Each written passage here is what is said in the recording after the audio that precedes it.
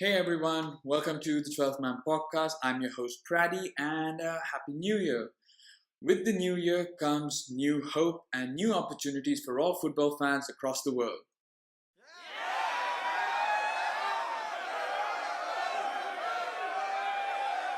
We've got a show for you tonight. This is something really ambitious. What a way we're going to start the new year's off with.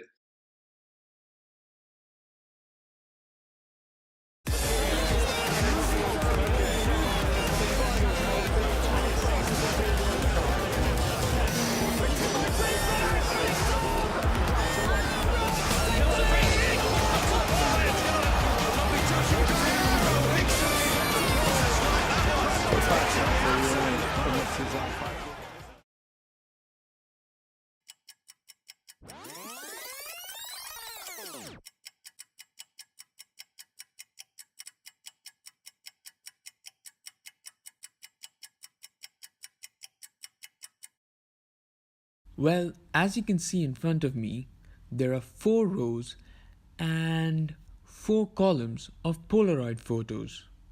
What we've done is choose some of our favorite moments from the last year. These moments had huge significance according to us.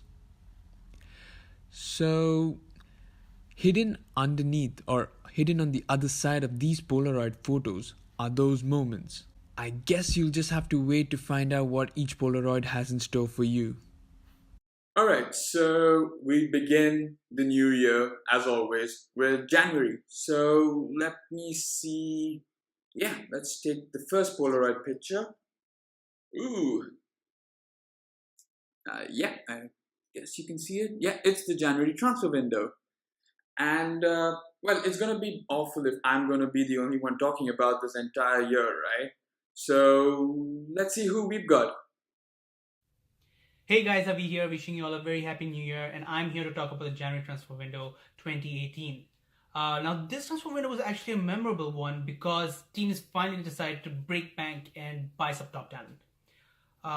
Just to give you guys some numbers, across the 5 top European leagues, they spent almost 818 million to get the players that they wanted. And out of that 818, 554 million was spent by the Premier League alone.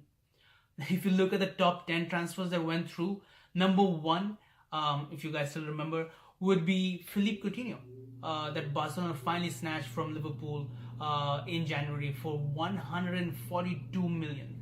Now, that's a lot of money for a midfielder, but he was one of our top talents in the Premier League. But that money actually helps Liverpool today because they went ahead and broke bank for it for a defender. 75 million they spent on Virgil van Dijk, which is actually a transfer record for defenders, and of course a transfer record for Liverpool as well. Now Virgil van Dijk came from Southampton, was linked with Liverpool in the summer as well, but Southampton blocked the transfer. But then Liverpool, using the money that they got from Coutinho, went ahead and bought him for 75 million, breaking the transfer record. Now Virgil van Dijk, when you look at it, 75 million for a defender is just too much. No, everyone thought of Liverpool was already overpaying. But if you look at it today, it feels like a bargain. In all honest opinion, I think Virgil van Dijk is one of the best defenders in the world right now.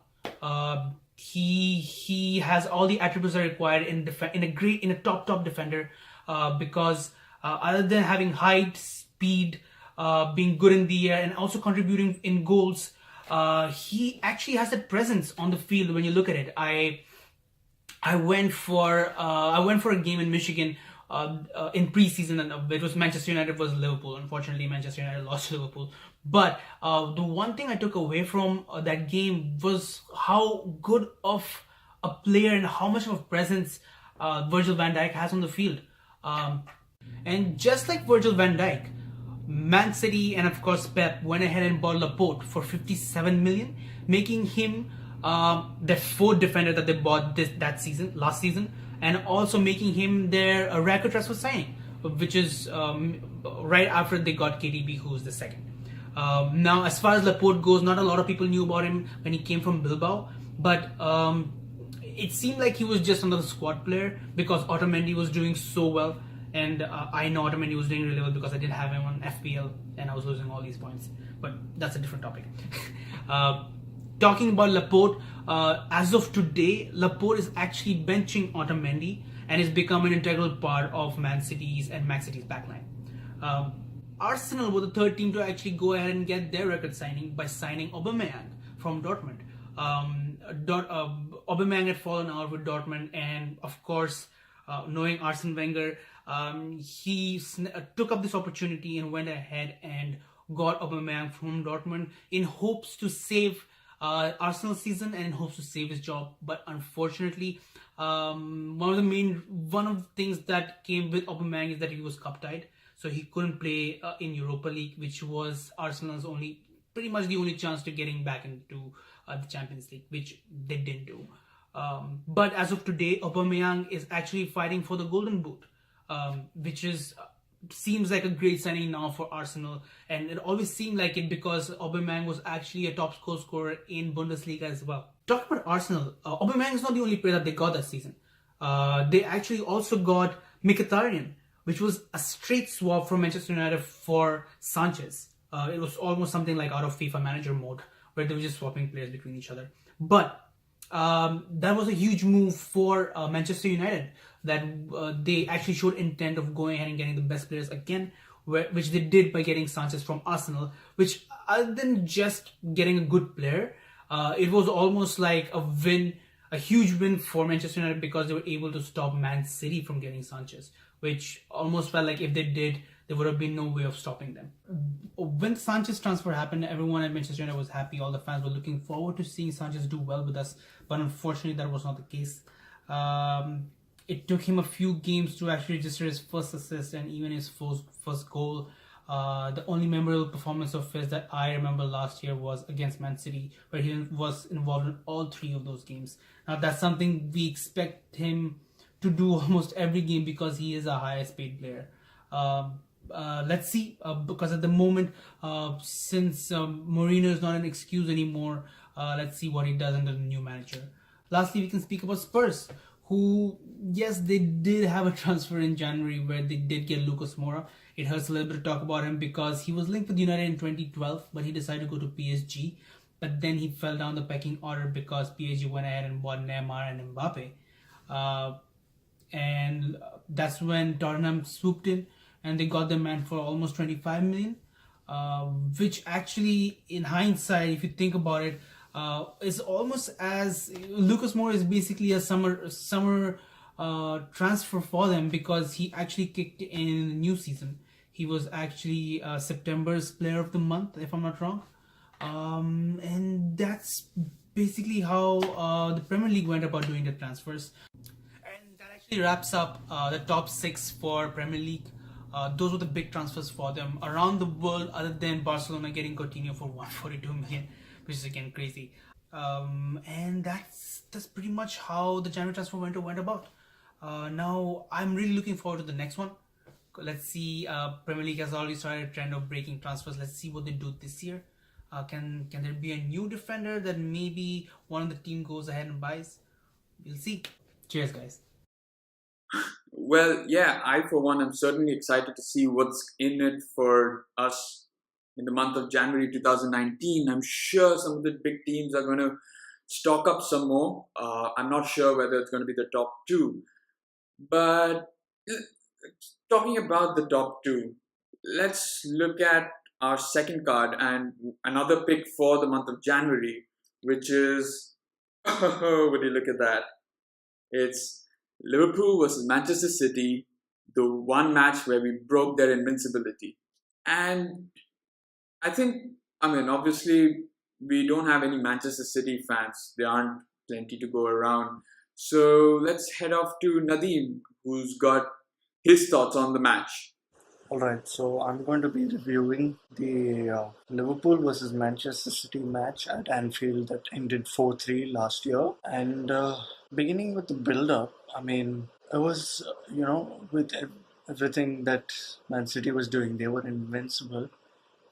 They had a scare against Crystal Palace the week before, almost losing, just drawing thanks to a missed penalty in the stoppage time. And Liverpool were also on the ascendancy because, we had signed Van Dijk, even though he was supposed to miss the match due to an injury, which has been rare since he's come in. But yeah, we were on a high because we had just beaten Everton in the FA Cup. So, going into this match, City had their invincibility factor. They were looking imperious, while Liverpool were on the up and playing good football. They were really starting to hit their stride come the new year. So, what better team to come to Anfield? I mean, that was another major factor. Klopp was beginning to, uh, you know, bring back that fortress feeling at Anfield. And yeah, obviously with Matip and Lovren, one had to worry, but somehow, you could feel that this was, how it was supposed to be. The goals now. Oxlade Chamberlain, he's been brilliant. We missed him this season, but he was also like the team. He was just starting to, find his place. Putting in the performances that nobody really expected him to, but Klopp tends to bring that out of the players that he signs. And this was a brilliant drive. That's what we got him in for. Picking the ball up in midfield, driving up into the towards the box, and then just letting loose. He had that in him. The second, then City equalized through Sane, who was really impressive last year. He ran circles around Alexander Arnold, in that match actually. Then the second goal, to take the lead for Mino, just typical striker, the strength and the ease with which he just pushed off John Stones. And then, it was nice that there was a comparison between Fowler's goal against United many, many years ago, and it was almost similar. And then after that, it just, things escalated very quickly. Mane with a thunderous left foot, and then Salah with the, capitalizing on Edison's mistake. And you knew he was bound to score. And then obviously coming back to our defense, we were bound to let in something at least. So Aguero and Gundogan scoring was a bit of a scare, but for football it was brilliant. It was a brilliant match. I was glad that I witnessed a match like that. Oh man, I remember watching that match. I was in the pub and I was like almost in tears at the end of the match. It was crazy. It was one roller coaster of a match. So I guess we should move on to the probably the next month, which is February. And well, the loss against Liverpool, I would have thought maybe would have stopped or halted Manchester City's momentum for a while, but that didn't seem the case. They actually went and won the League Cup in February, beating Arsenal of all teams. So, yeah, why don't we get some thoughts from a poor Arsenal fan? Hi guys, so I just want to talk about what I feel is the most important week in Arsenal's season last year. This was when we played two games against Man City in a matter of days. One was the League Cup final, and the second was the home game in the league. As an Arsenal fan, it's quite hard to talk about the League Cup final. The build up to it, I remember I was quite optimistic because the team always does well at Wembley, has a good record in the cup competitions. Last season they beat the best team in the country in the FA Cup final, and then again in the Community Shield. So I was optimistic, but on the day Man City completely outplayed us. Credit where credit's due. They got their team selection, tactics, everything spot on. And as an Arsenal fan, there isn't really much to say about it. It's okay, great, Man City won. But what really upset me was what happened a few days after that in the league game at the Emirates. Like, I have never seen the Emirates that empty. Like even if it's like Emirates Cup or like preseason friendlies, it's even more crowded than this. It did not feel like, two of the top six were playing against each other.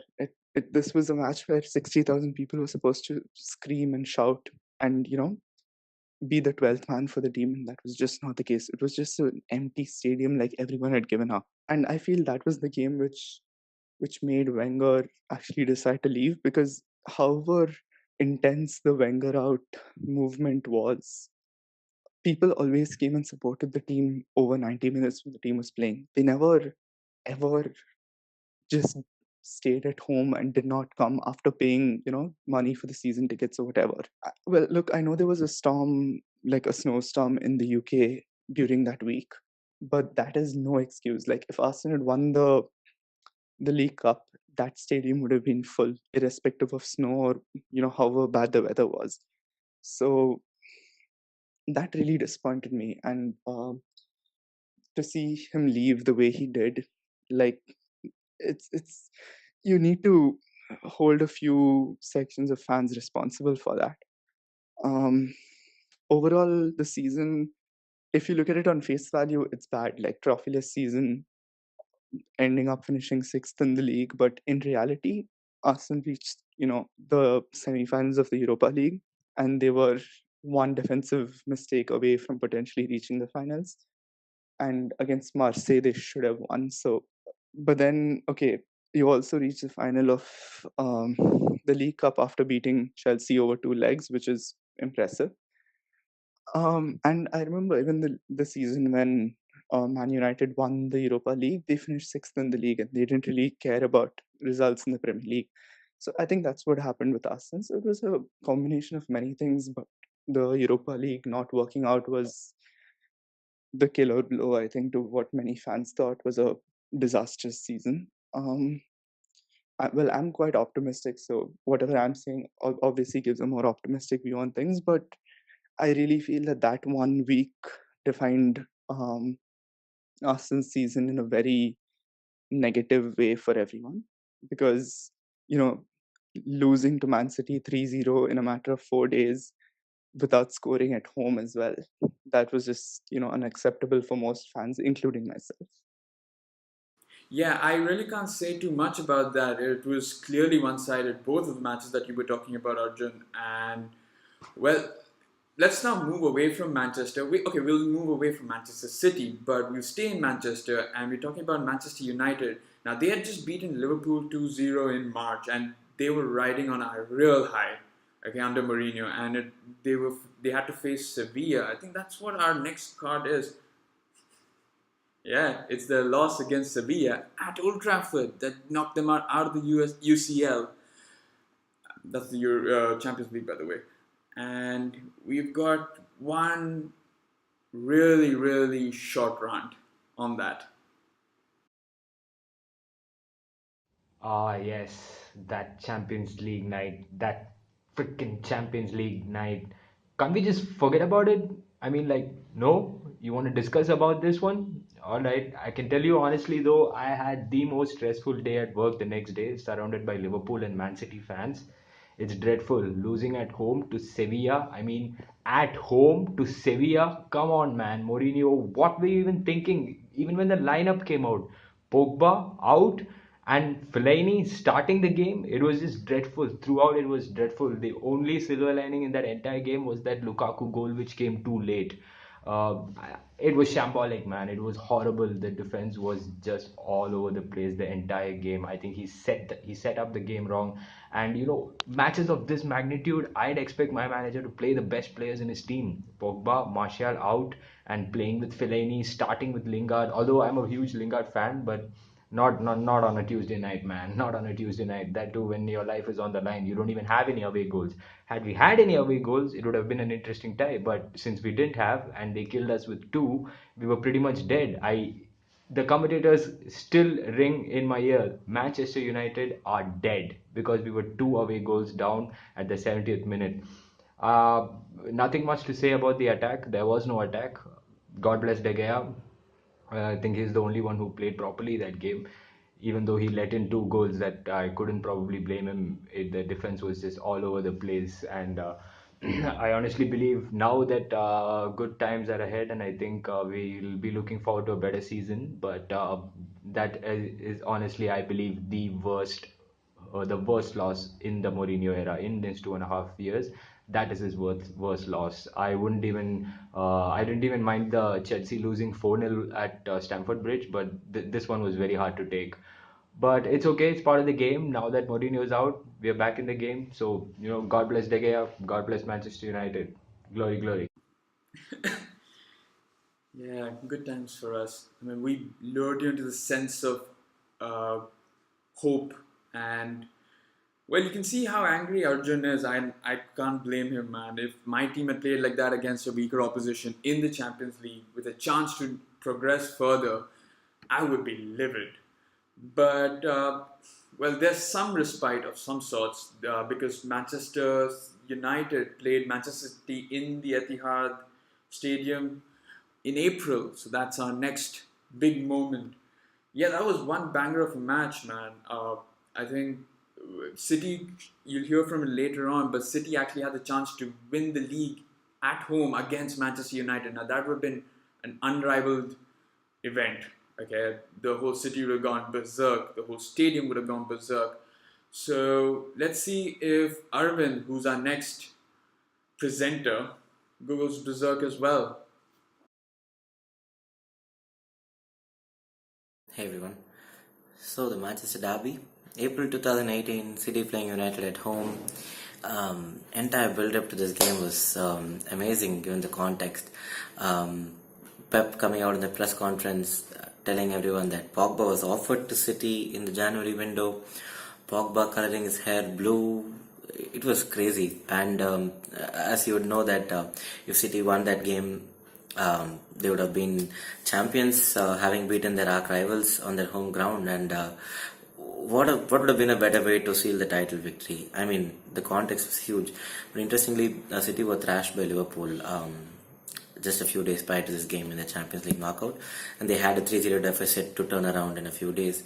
One might have thought that they would have been distracted by that, but they feel a very strong team. They looked very intent right from the off to get that title out of the way on that day against United, and that's how they started. They were absolutely brilliant. They were dazzling, and United were left chasing shadows in midfield. They were outclassed in every department. United weren't pressing enough, and City frankly had so many more chances where they could have closed that game out. Sterling missed a couple of chances. Off the top of my head, I remember those two, as well as Gundogan, despite his beautiful finish for the second goal. I think when Gundogan scored a second goal, nobody in their right minds thought that there was any chance of a result turning around in this game. But football's a funny game. That's what happened in the second half. If you could ever call a game a tale of two halves, this was one. United were a totally different team in the second half. There was renewed determination and grit.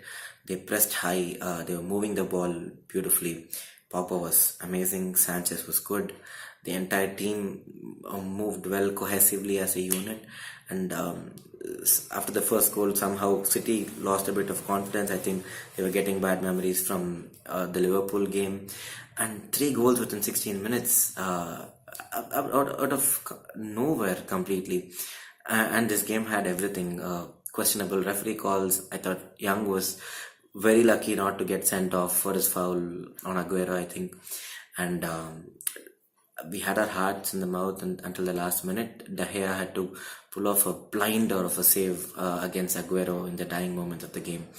I think simply magnificent. I think this game represents what we watch football for.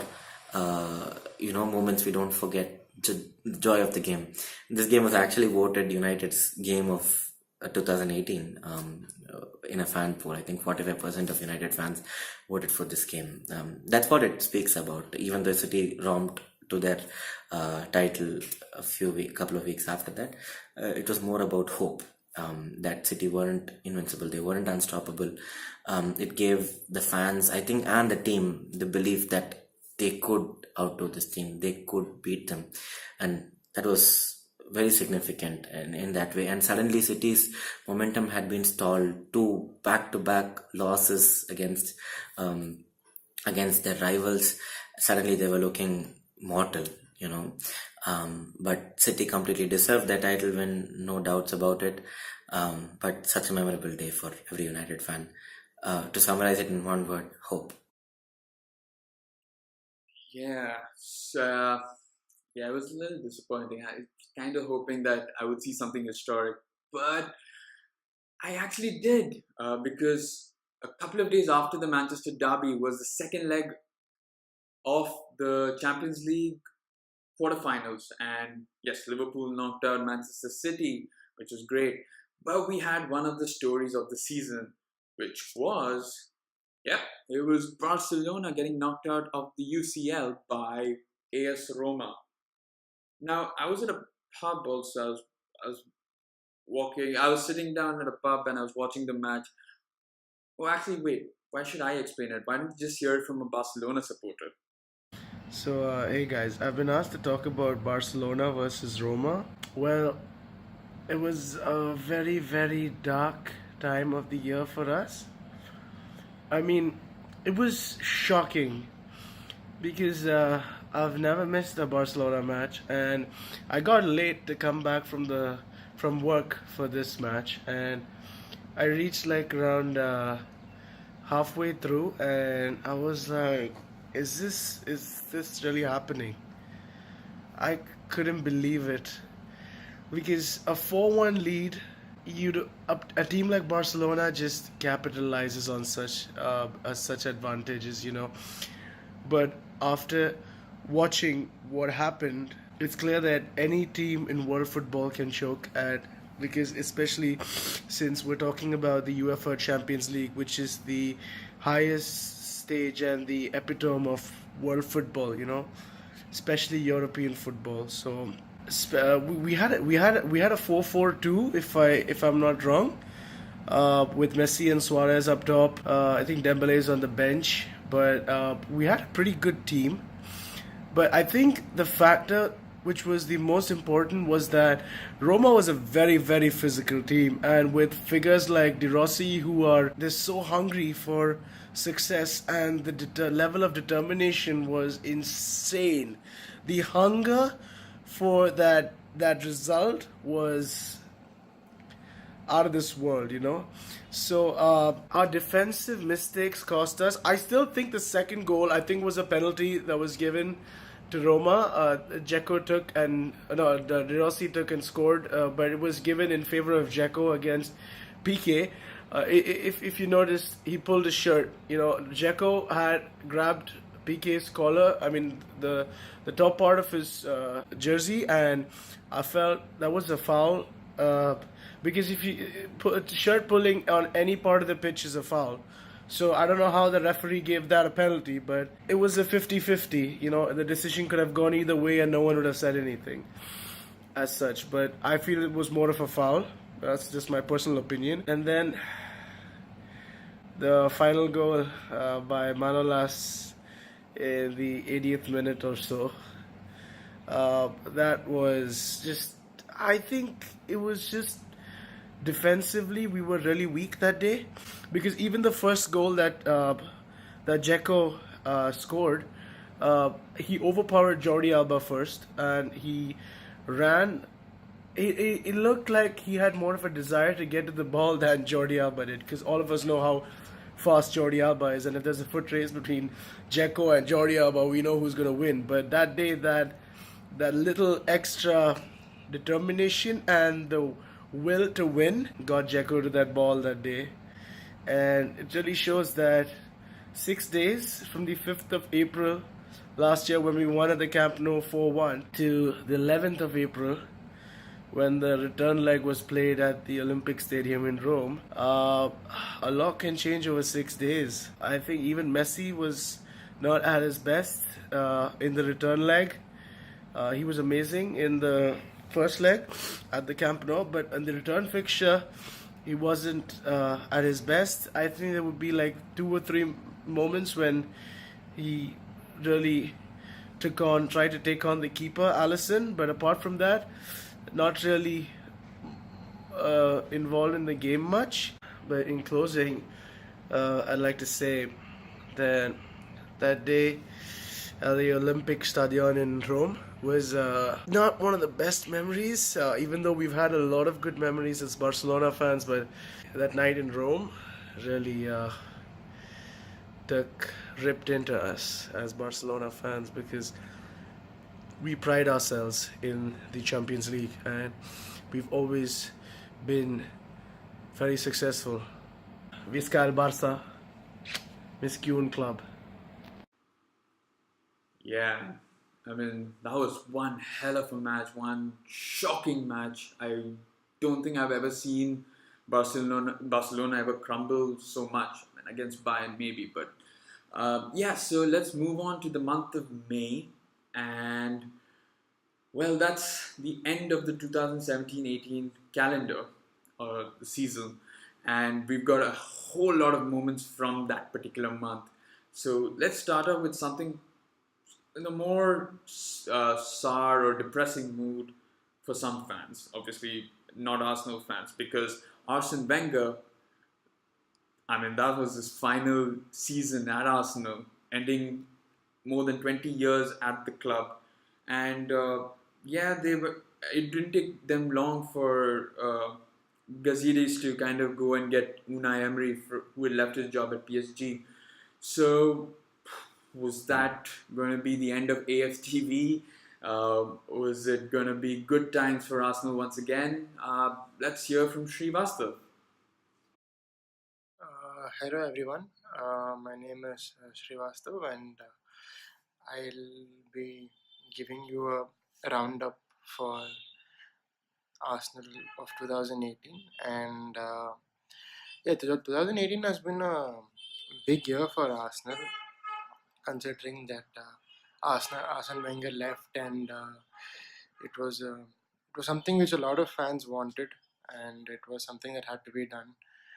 And then Unai Emery came in, and a lot of signings also. Unai Emery wasn't the first pick for many Arsenal fans, but then when Arsenal did choose him, it was sort of accepted given his track record of winning the Europa League thrice and how he's managed to do well with teams like Valencia and Sevilla and PSG recently. And some of the signings, so we actually recruited pretty well given the tight budget. I think Torreira is one of the signings of the season. He's been absolutely superb. And Socrates was okay, not the best, but he did improve our defense a bit. And Genduzi seems like a prospect. He seems really good. So yeah, signings wise were like pretty good only. Like it did improve our team a lot, especially Torreira.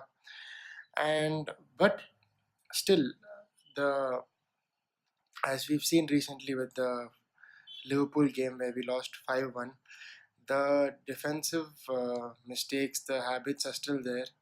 But I think Emery should be given time, at least another season, at least another two transfer windows for him to completely bring his own ideas and play his own team.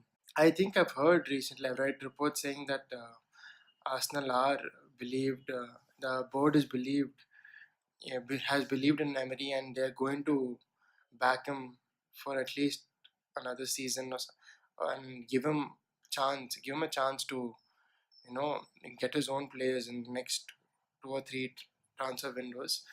And I I I am a bit happy the team is has improved a little bit from the previous season, but then the fact that we've kept only three clean sheets this season is actually a worry, and I hope the defensive uh, patterns and defensive mistakes are changed over the next few weeks or maybe at least by next season. And I hope that we get the fourth spot. Seems very difficult considering how the other teams are playing, and I don't think Arsenal are playing as well as the other teams. But I hope we do get the fourth spot, and if not that, at least have a good run in the Europa League. and maybe win it and then come back to the Champions League as soon as possible. So yeah, hoping 2019 is better than 2018. 2018 was very bad for Arsenal. Hoping it's better, and Happy New Year to everyone. Yeah, that was. I mean, I felt more sad watching Arsene Wenger leave than I did when Alex Ferguson left. For obvious reasons, I think when Ferguson left, United was still at a higher position than us. So yeah, so we'll stick to London area, and I think, or do we? I don't know. Let me just check. Oh, we don't. We go back to Manchester because that's when Manchester City won their league title. I think that was one record season for them. Uh, they just dominated the league. But like I said, finding a Manchester City fan to talk about this, it's near impossible unless you're in the city itself. They can't even fill up their own stadium. So, so we'll hear from the next best person, which would be a Manchester United supporter, is it? But yeah, let's hear their thoughts as to this. What could possibly be the birth of a new era? Ever since Alex Ferguson left United in 2013, it's always looked like an uphill task to keep that momentum going and for United to finish on such a high note as they've always done and were used to be. Uh, Last season, 2017-18 campaign, saw the shift towards the bluer side of the city. Manchester City with huge investment in cash and also one of the best coaches in world football, Pep Guardiola taking over, they really looked like a squad which was going to compete for the title. And so they did. They started off with 22 games unbeaten in a row, which would be a very tough task for United to follow, especially with the kind of football they're playing under Mourinho, who, even though he has a very strong attacking side, fresh legs from the academy, but still looked like they were more focusing on only getting results and not playing the style which the United faithful are used to. And hence, the points didn't come the same way we expected it to be. 6 out of 7 games looked like a good start, but then again, uh, defeats at Huddersfield and Chelsea were a major setback. At the end of the season, when you look at the statistics, 100 points, Centurion, City, that's a lot of points. And then when you look at the second place, United with only 81, that's the difference between 1 and 2. Now, what the United fans were expecting from that season, Mourinho's second season in charge, and Mourinho's always won the league in a second season for all the previous clubs he's managed. And that's exactly what the United fans were hoping they'd see.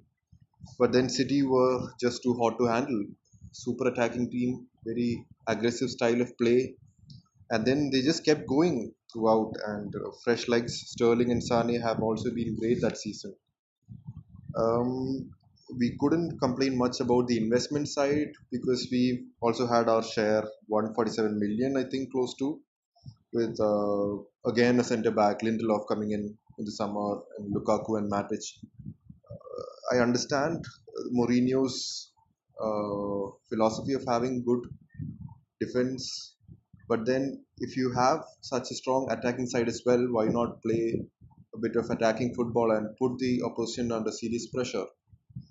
So yeah, so at the end of the campaign, we see City clearly winning the league, not just winning it, dominant throughout the season. But then the only happy side we had was perhaps them not clinching it in April during the 3-2 victory when United defeated City. So that is probably the highest point of the season for us. Otherwise, it looked a season which City were extremely dominant. Yeah, dominant is definitely the word I would have used. I can't disagree with you there. But talking about trophies, Manchester United still had an opportunity to win one when they went head to head against Chelsea at the FA Cup final, which so happens to be our next Polaroid picture. I mean, I knew that was going to be, but yeah. So there we go. That's the one. Yeah, I remember watching it. It was quite boring, but I guess it's better if you hear it from a Chelsea fan. I'm pretty sure they're going to say it's boring as well. Hey guys, so I'm going to be talking about the FA Cup final that happened in May. Yes, that FA Cup, probably the last match of where Conte was in charge, and probably the last match of our Thibaut Courtois, and it was kind of a boring match to be frank. We scored early on with the penalty. You know, it was Mourinho, so you can't expect an interesting match anyway.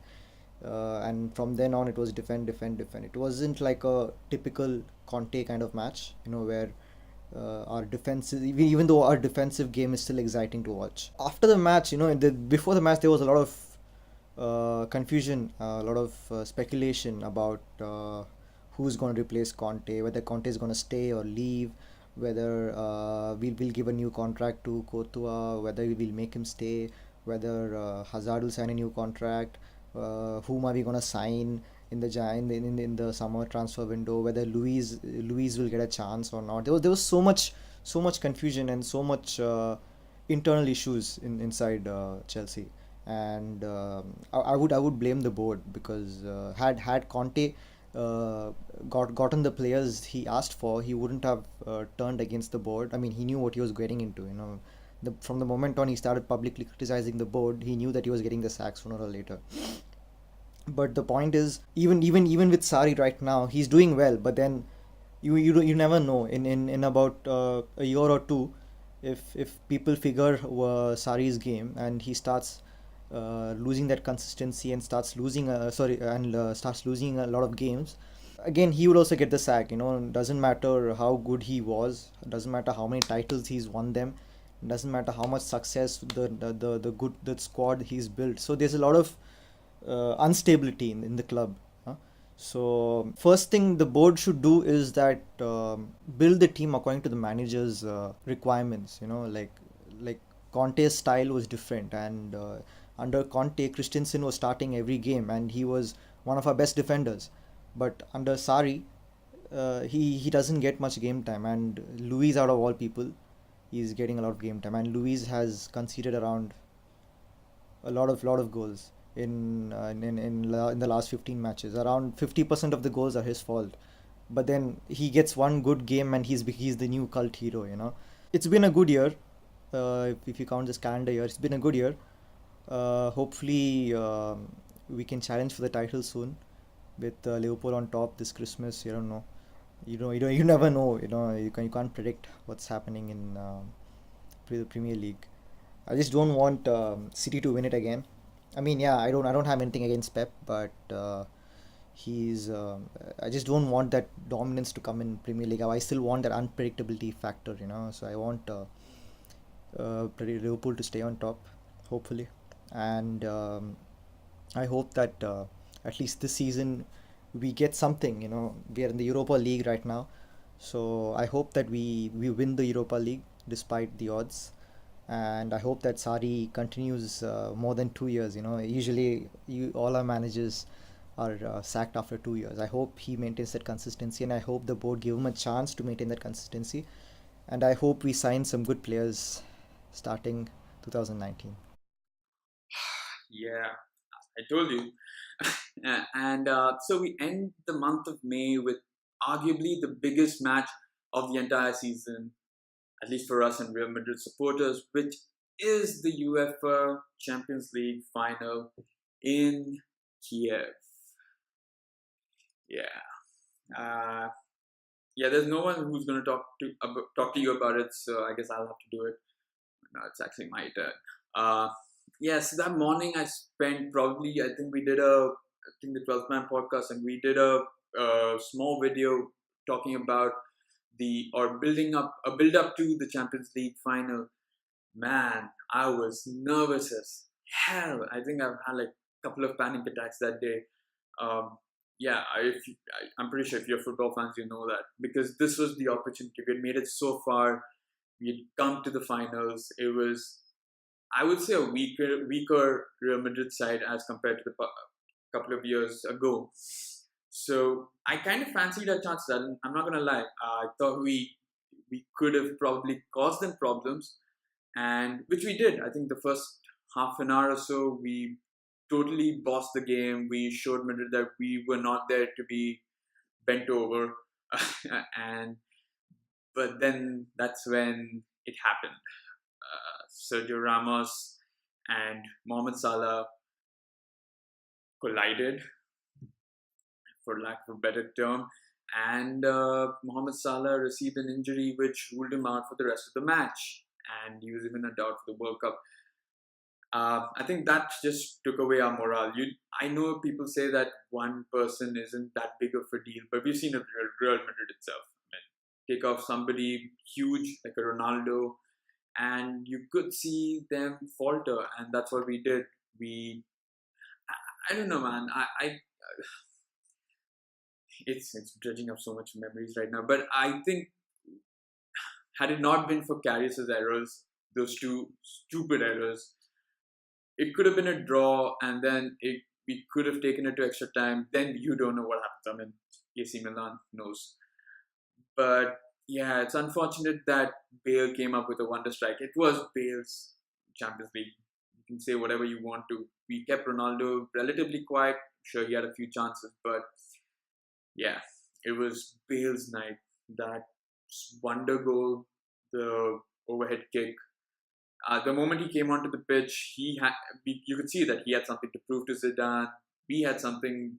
He had something to prove to everybody, and I could see it as well. Um, yeah, it was sad. I think we deserved at least 10 out of the 11 players did their best. Yeah, one unfortunate player was the cause of our downfall. But with that, Real Madrid did what I would consider a next to impossible task, which is win three back-to-back Champions League. Yeah, we should have stopped them. Yeah, I think that's all. I'm not going to spend too much time on that. And with that, we say goodbye to May, and thank God. And yeah, let's move on to June. And June 14th, 2018, that's when it began.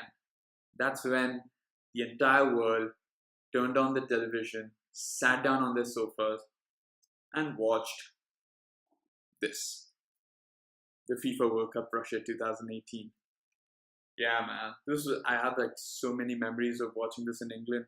The whole It's Coming Home, but I wasn't alone. I was with a few other people and few other friends, and I got one of them to give you a slight glimpse of what they've experienced during this whole World Cup season. Hey guys, my name is Anushka, and I'm supposed to be sharing my experience of the World Cup 2018 with everyone listening to this. Well, now the World Cup's always been kind of a huge deal, when nobody, even people who don't watch football for 4 years, come together, support their teams, and watch the World Cup together. It's fun, it's great, you support your own teams. So I've always supported Germany. And on the other hand, I grew up in a city called Calcutta in India where everyone sweared by Messi and supported and loved Argentina. Well, unlucky for us, this World Cup 2018 was not the best for these two teams. However, this year I was in London. Well, I was in England at the University of Warwick, watching World Cup with all my new friends, sitting at this place called the Piazza, where they put up the games on a huge, huge screen right in front. We'd have a couple of beers, we'd have crisps, maybe sometimes even too many beers. This year was all about the craze of England bringing it back home for their team, and well, their players were amazing and they played really well. And honestly, being in England and being with everyone in that country while watching the matches that they played against Tunisia, against Croatia, against Colombia, it was absolute madness. The joy, the excitement, that bond that people shared, and also, of course, the heartbreak that was involved when they lost the match to Croatia. One interesting experience, however, was the match with Colombia. I mean, being in a university, there were a lot of Colombians around, and well, it was just madness to see how the England fans reacted to winning and sometimes to even almost losing to the team. And well, the heartbreaking point was when England lost to Croatia. Man, Croatia played well this year. They were excellent. They were amazing. Throughout this World Cup, we'd watch matches that weren't uh, of teams of all these new teams budding up. You know, teams that have never really succeeded, and the big ones losing out. Simply to show how countries have actually grown and how countries have understood the importance of sports and how they've just come together to put up a team that's not only good but that gave it their all. You know, that's mainly the spirit of World Cup. Now, I mean, me and my friend, we were luckily in France when we got the semi-finals of France, of the French team playing in the World Cup. And after they won, my God, the red flares everywhere, the cheering and the singing and the dancing probably went all till like 5 in the morning. It was absolute madness to see that. And honestly, one of the most beautiful signs of a country coming together is exactly what I saw in this whole World Cup. Because I mean, every football fan, they'll support clubs, they'll support different teams, but when it comes to World Cup, it's just you're a part of this country and you want to give it your all to see them win, and you just want to see them hold that trophy up. And that's exactly what France did. They played exceedingly well throughout. They were one of the strongest teams, and they've they just completely destroyed and crushed every other team that they played against.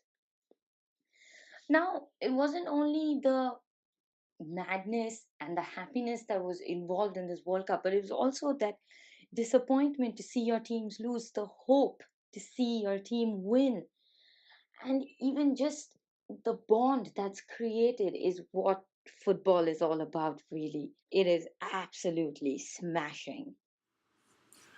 Was it just me, or did she say bond one too many times? I think that's like the consequence of living in England. Well, I don't have it, but yeah, probably pay for that later. But yeah, so the experience was mad. It's coming home was probably the anthem played throughout the entire country, but it certainly didn't come home. It was France versus Croatia in the World Cup final. With, I mean, there was once it was Croatia, you knew that there was only going to be one victor, and that was Le Bleu. And to talk to you about their experience, I've got someone who was in France during the World Cup final. I mean, he was actually doing his graduation, or no, his internship there. And so you can hear all about his experiences next. The World Cup final was absolutely ridiculous. About 10,000 people in downtown Grenoble, kids, elderly people, families. France scored goals. People were throwing wine in the air, waving flags. It's just an unreal atmosphere. France are the champions of the world.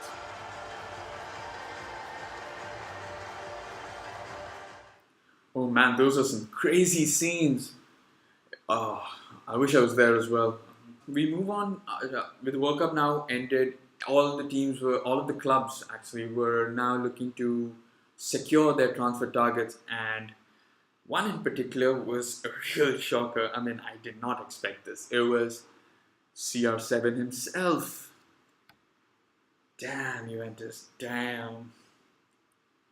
Yeah, I mean there were a lot of good deals, a lot of big moves this last year, and to probably give you his thoughts about who were the big moves and what his thoughts were, we've got Karthik. So take it away. Hello everybody, this is Karthik and I will be talking about the transfers which happened in the summer transfer window 2018. And let's start off with Cristiano Ronaldo. I think the biggest transfer of the summer. Obviously when the world's best player moves, that will be the biggest news. when, I mean, after all the rumors that were there over the past few seasons, and when he actually finally moved to Juventus, I mean, when the rumors became more stronger, it was becoming more unbelievable. And when it actually happened, it was a good sign for everybody, especially for me, because I support Juventus in Syria. I mean, we played for three of my favorite teams: Manchester United in England, Real Madrid in Spain, and now Juventus in Italy. It was a big move. I mean, I was happy with it because he can prove himself in a new league and help Juventus win the Serie. But obviously, it was disappointing to see Buffon leaving for PSG. So because he will probably miss out on a Champions League, and his best chance would have been to win with Cristiano Ronaldo in his team than in another team. And next probably is the transfer of Alisson, the most expensive. He was the most expensive goalkeeper transfer for a few days before the Chelsea keeper Kepa Azpilicueta, took over that position. So I think both these transfers are very significant. First was Alisson. I think Liverpool needed a keeper especially after the Champions League final performance of Karius. So I think when this move actually made Liverpool a more stronger team. They had a good player in every position, I think. And now at this stage of the season, with them 4 points clear at the top of the table, I think it is paying dividends. And obviously Chelsea also, they had to get a replacement for Thibaut Courtois, who moved to Real Madrid I think because it was for personal reasons, to stay with his family there. I think that Courtois move is probably not worked out that well for him now, because even though he's playing more, he's not really his performance and the team's performance is not really up to Real Madrid standards. Obviously, they're missing Cristiano Ronaldo also. I think maybe that's the reason, but his performance in itself is not as it was expected. I know Chelsea have also benefited immensely. I mean, they were doing really well initially till they had those few losses. This is too early to talk about Courtois and Kepa, but let's wait and watch. I think Chelsea have got a good replacement for Courtois. So that was the first thought which I had. I think when they would have found it much more difficult with the departure of a keeper like Courtois, who has done well for 2 seasons, won the Champions League, won the Premier League the first season, won the FA Cup the second. I think these were the main transfers of the summer. And as a Manchester United fan, I think it was a very disappointing transfer window. I think we got Fred, the Lee Sharpe, and Lee Grant, and who's the other one we got? And Diego Dalot. I think so far Fred has been a disappointment. I think he hasn't got much chances also, and maybe the system didn't suit him. Let's see under the new manager. And Dalot has done well in the limited chances he's got, and obviously Lee Grant hasn't really got a chance to prove himself. So as a United fan, the transfer window was disappointing. So I think we can only look forward to the next few months to see how things shape up. Yeah, there were a lot of movements this past summer. More keepers, I think, because there was Kepa, Alisson, Thibaut Courtois. There was a lot of movement there. But now that the transfer targets were secured earlier this time for the English Premier League, it was now time for the entire season, the new 2018-19 Premier League season, to begin, and I for one was looking forward to it, though with probably a slight skepticism, because I thought, would Manchester City again dominate? Would it just be another 2017-18 season where midway through we were already done? Yeah, but it's not my thoughts that you really want to hear. It's Prakash's, who's actually my co-host on the 12th Man podcast. So before I let you go, here we go. That's the logo that they use for the Premier League. So yeah, take it away, bro. Holy crap, 2018 went by so fast. Faster than a speeding bullet, Lois. I can't believe how it just feels like 2 weeks ago that we were talking about the start of 2018, the end of the 2017-2018 league, with the highs that United had reached second, but the best that we had done since Fergie. And almost the flip of a switch in preseason. All the Mourinho third season syndrome began. One of the coolest things that I could say about 2018 was that we got to see Portugal become a World Cup winner. We saw France, a team that I've been supporting since I first started taking French classes in high school, win the World Cup. See them, it was heart-wrenching to see them miss when Zidane did that famous headbutt. But I think that's why they should have won it.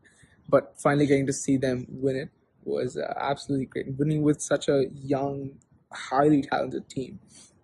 And yeah, 2018 was beautiful. But this, I think right now I'd like to talk more about what 2019 has in store. And I think there's so much that our World Cup winner Pogba could do. So much to see from all the amazing young talents. We're going to see a lot of new people shine, a lot of new people come through, and I think that's something really I personally want to be looking out for. I'm talking a lot about and with you guys. I really would like to see United do better. It's great. It's great to see that things are picking up steam with the almost driving away of all the negative clouds of Jose Mourinho and all the positivity of old Gunnar Solskjaer. And I think with the Premier League, this is actually going to be kind of a bittersweet season, at least from my perspective. The way things are going, it's very, very tight between Liverpool and Manchester City. Two teams that I don't want winning the league no matter what. But if I was given a choice, of course I'm going to say I'd rather have City win the league than Liverpool. And I don't want them getting anywhere closer to the 2018 gap that we've set. The 20 times winners, us, and 18 times them. I don't want them closing the gap at all. 2019 is way too close for comfort. No. So, well, can't believe I'm saying this. I actually have to support City for a little bit. No, fuck that. I'm going to support Spurs. Yeah, go Tottenham. But, well, of course, they bottled it this week. Anyway, without digressing, I think there's going to be a lot of really, really amazing things happening. I want to see how the second half of the Champions League plays out. How can Ronaldo actually make a difference? Can Ronaldo push Juventus over the edge into winning the Champions League? Is that even possible? I think I would like them to win it personally, and of all the teams that are still playing, yeah, Juventus, I would probably go for them, if not for United, obviously. Go Dios. Looking forward to the January transfer window. Maybe not much is going to happen, but I think we might see some interesting things. More interesting for the Premier League is the managerial roundabout. I think, as opposed to the last 2-3 seasons where we had so many open positions, so many managers switching places, this is kind of tight. And United know what they want. They seem like they know what they want. They seem like they have their sights set. And to see who takes over the reins next season, that's going to be very, very interesting. I think the Premier League being the hotbed of talent, of both players and of coaches, it's going to be another very, very, very exciting year. But if only OGS can, I hope, me personally, I hope that this isn't just a managerial bounce. This isn't just chance and luck that we're playing so well, or have been playing so well. I say this before the third game that he faces. If he loses now, it's going to be hilarious. But I hope that it's more than just chance. I hope that there is more that OGS can bring, more happiness. I think personally, as all of us who love football, one of the coolest things is, one of the things that we want to see is we want to enjoy a game. There are many ways to enjoy a game. Yeah, you can defend for 90 minutes and sneakily score a goal and go. That's fun too, but having that excitement, that energy of waiting, of not being able to wait to catch the next game, I love that. I've loved that for the last 2 games that I've been on vacation. I've been traveling for the last 10 days in areas without internet, but I've found one way or another to at least catch highlights of this game, and that's all I can ask for. All I can really ask is this continues, and we continue to see exciting, positive football for this season. Right, you can see the optimism on the Manchester United fans, and I mean the Premier League's been now for 3 months, 3 or 4 months. It's not disappointed. There've been some crazy ass matches that have been going on so far, and it's not only the Premier League, but even the Bundesliga, Borussia Dortmund. Damn, Serie A, Juventus continue to dominate, and we've got the La Liga, where there've been some major upsets, which include Real Madrid languishing in fifth. Now, what we're going to do here is we're going to skip through a few of the months. They weren't anything great, probably the El Clasico where Barcelona dominated, but we're going to move to what I think is one of the major talking points, which was one of Real Madrid's maestro players, or one of his key players, Luka Modric, winning the Ballon d'Or award. Yeah, it was certainly a topic of discussion because whether he deserved it or not. So let's hear from Aaron and Neem on what their thoughts were.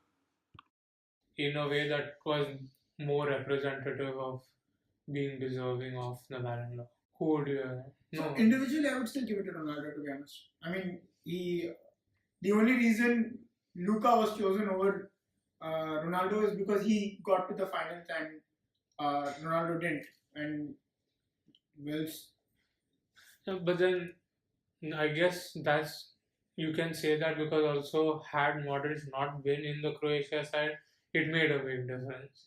Ronaldo having been there, still they couldn't sort of meet expectations or.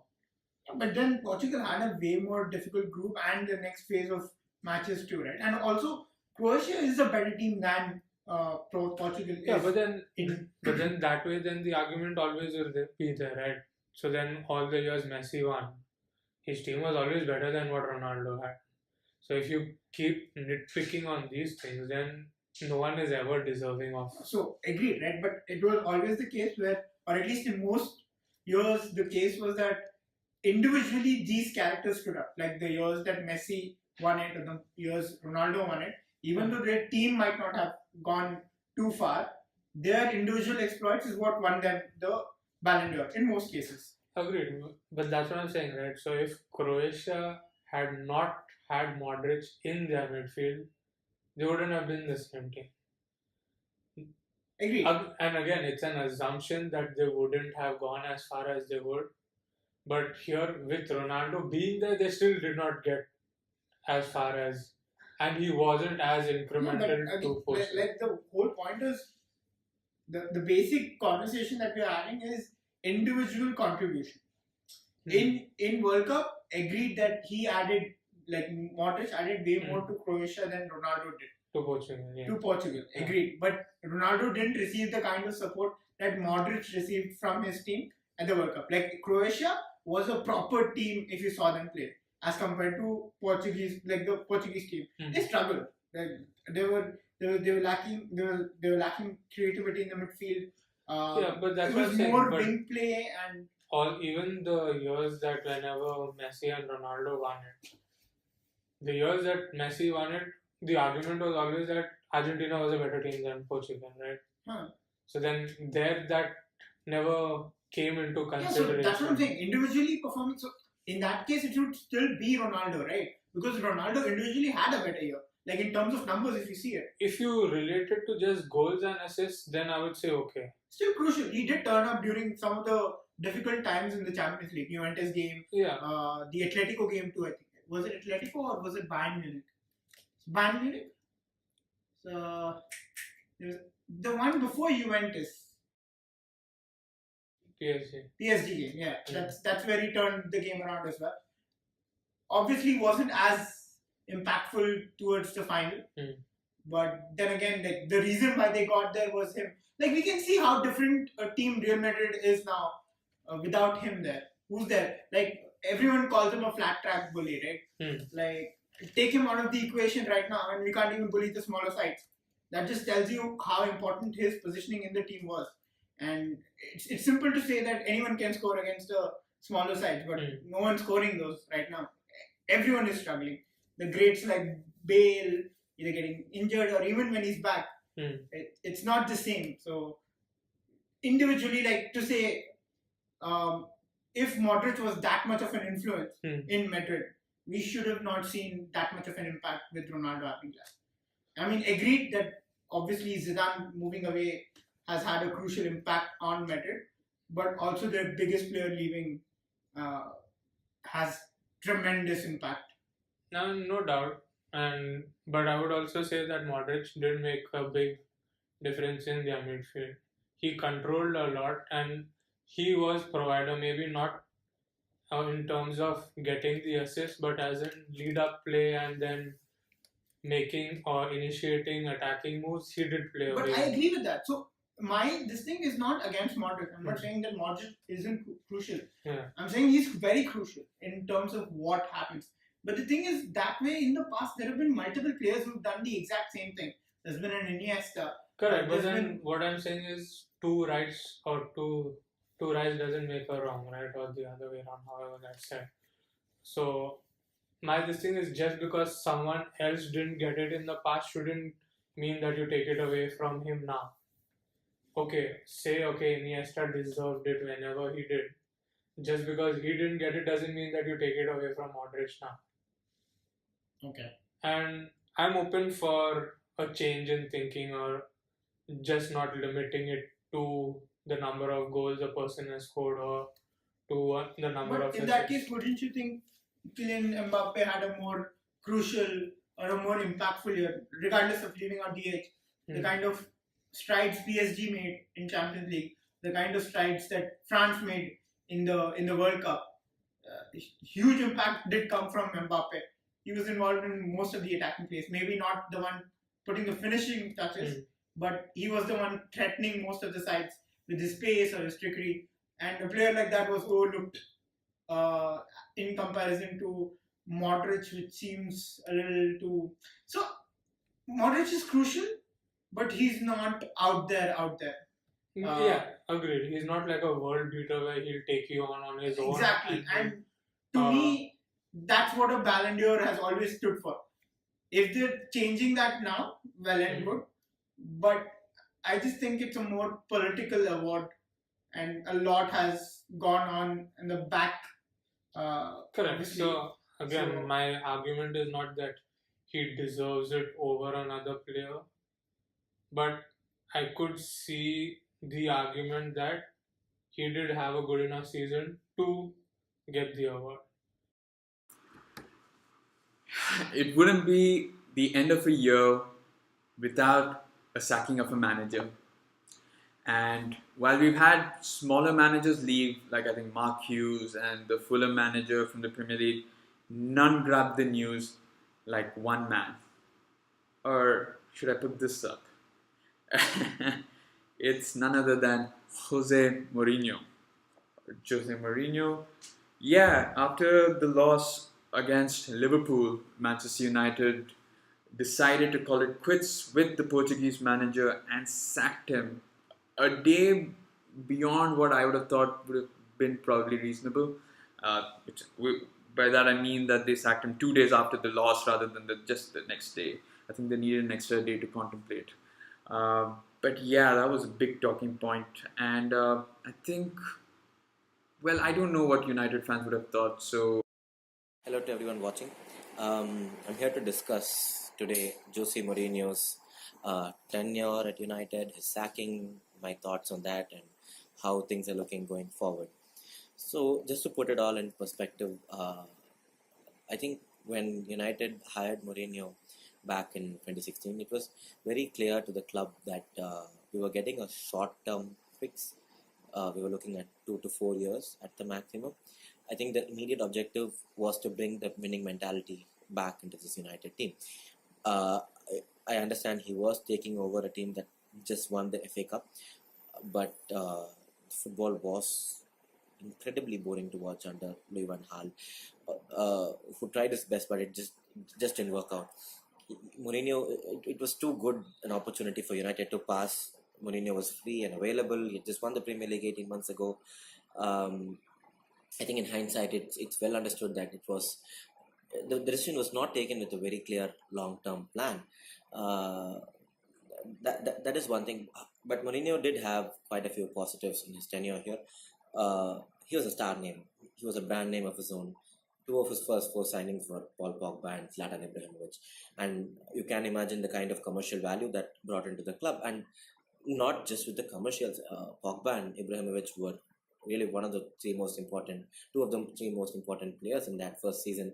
And that first season, even though United finished sixth in the league, we played some of the best football in Jose's 3 seasons, 2.5 seasons here at United. Although the finishing was quite terrible, we were creating chances week in and week out. Just didn't seem to finish those chances, and the goalkeepers playing in Old Trafford seemed to, they all turned into Neuer when they came to Old Trafford for some weird reason. But it was a very important season because we won 2 trophies, the League Cup and the Europa League, which United had never won before. And winning a European trophy is always special, whether it's the Europa League or the Champions League. And it brought us back into the Champions League. It became all the more important because of the league position. And Mourinho duly followed that up with a second place finish in his second season, which was quite good. I don't think there was any reason to complain with the second season after that league finish. And Pep City were obviously a few notches ahead of every other team in the league, but the second season was still quite good. Although it has to be said that the football was starting to become a little stale. We weren't creating as many chances. We're grinding out results, and De Gea was saving United on a lot of occasions. I think the defensive statistics was very, very flattering to the back four, whoever kept rotating in those 4 places. It was down to that one man, and I think this season we're starting to see that there were far deeper problems with our defense, and he was just carrying this whole team. But to be fair to Mourinho, he did identify that. I think he was very clear that he needed a world-class central defender. He was looking at Toby Alderweireld, Koulibaly, but I think Mourinho blaming the non-signing of a centre-back to the problems we're facing this season is too simplistic. I think he should have taken a little bit more responsibility than he was. He was being very grumpy, and he started to fall out with the players. Paul Pogba and Mourinho have had a deteriorating relationship over the last 8-9 months at least, and that's been very, very apparent. Ever since he started pre-season, his press conferences have been negative and grumpy and whiny. We just knew that this was coming. Any United fan who's been following this club for the last 5 years could say that he was not going to lead us into the fourth season.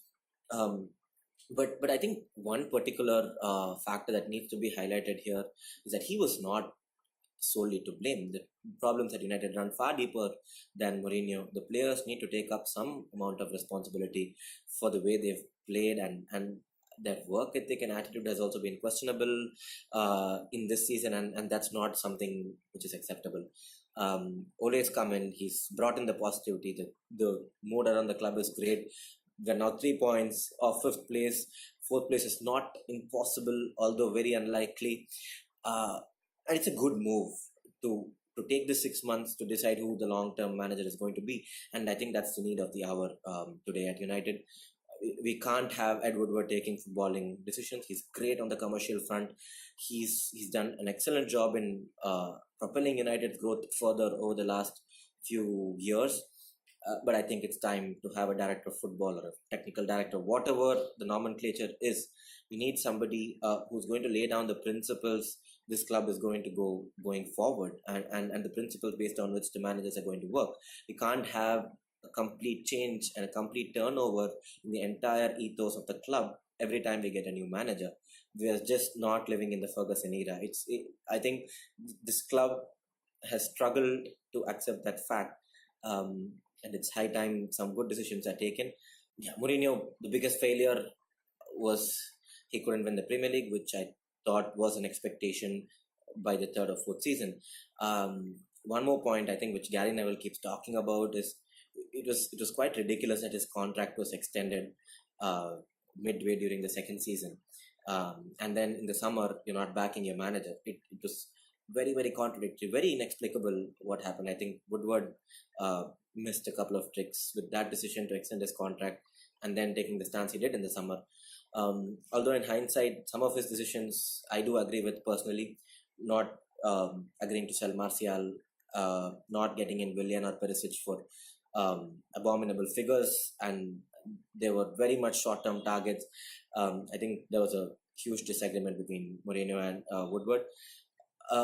Ultimately, I think Mourinho deserved to lose his job. I think he didn't meet his expectations, but he was not entirely to blame. The players need to take up a lot of the responsibility, as I've mentioned, and hopefully we'll be able to retain Pogba, Martial, and De Gea. I think it's imperative. A lot of that is going to depend on what happens right now. Ole started brilliantly. He's had easy starts, but he can only beat what's in front of him, and the joy is back. We're enjoying football. Every United fan is looking forward to the games right now, which wasn't the case over the last few months where watching football became a chore of sorts. So let's see how it goes. Zidane, Pochettino, Ole, who knows, or is Woodward going to pull somebody else out of the hat? Very interesting times ahead for the club and for Mourinho as well. I'm very curious to see what he's going to do next. I don't see him managing in England in the foreseeable future. So let's see. Hopefully, we can pull off a top four and maybe surprise PSG. Yes, that wraps up our top moments for the year 2018. As you can see, we've all the Polaroids that we've shown you throughout the entire video, along with our thoughts. Yeah, please do let us know in the comment section whether we missed out on a few. I'm pretty sure we missed out on a few key important ones, but we thought these definitely deserved a mention. So yeah.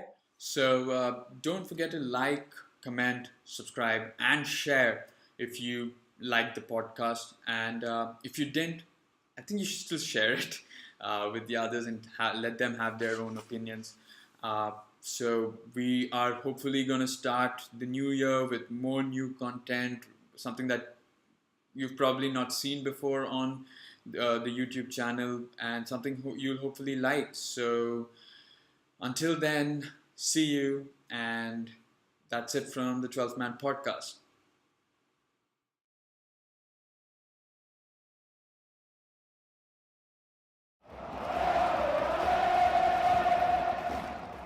If you like this video and would like to see more content like this, drop a thumbs up, comment, share, and hit subscribe by clicking the button right here.